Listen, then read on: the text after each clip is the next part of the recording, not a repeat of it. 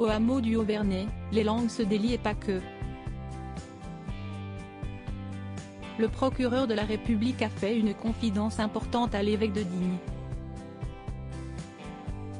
Celle-ci vise la famille du petit Émile, 2 ans, disparu il y a plus de 15 jours.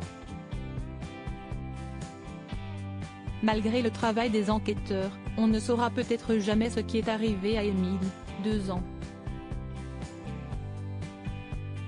Le jeune garçon qui a disparu le 8 juillet dernier alors qu'il était chez ses grands-parents est toujours introuvable plus de 15 jours après s'être évaporé. Le hameau du Haut-Vernay dans les Alpes de Haute-Provence est bouclé jusqu'à la fin du mois mais les langues se délient. De nombreux habitants n'ont pas hésité à donner leur vision de l'affaire. Au Haut-Vernay, il y a eu des suspicions sur la famille, comme l'a fait savoir Paris Match dans sa dernière édition.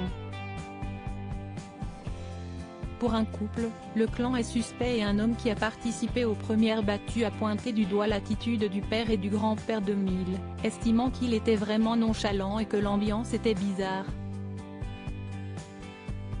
Le père fumait la pipe, c'était comme si on ne recherchait pas un enfant vivant, a déclaré un dénommé Michel. D'autres habitants ont jugé que les membres de la famille étaient trop calmes, trop maîtres de leurs émotions. Le procureur a fait une terrible confidence. Autre confidence intéressante, selon Monseigneur Emmanuel Gobiliard, évêque de Digne, le procureur lui aurait confié que, dans 80% des cas, dans ce genre d'affaires, le coupable se trouve dans la famille. Au village, les habitants ont tous des convictions en ce qui concerne la disparition du jeune Émile. Pour le maire, il s'agit d'un accident et plus précisément d'un véhicule qui passe un peu vite, un conducteur qui au lieu de réagir normalement, déraille. Je suis sûr que le corps n'est pas dans la commune, tout a été retourné. Il a été déplacé. Il y a eu intervention d'un adulte, qu'il soit mort ou vivant, a-t-il déclaré.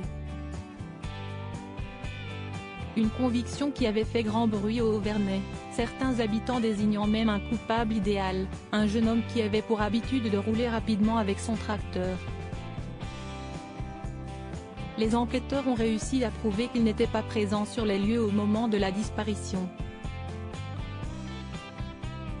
Pour tenter de faire avancer l'enquête, les interrogatoires se sont à présent renforcés, les fouilles également.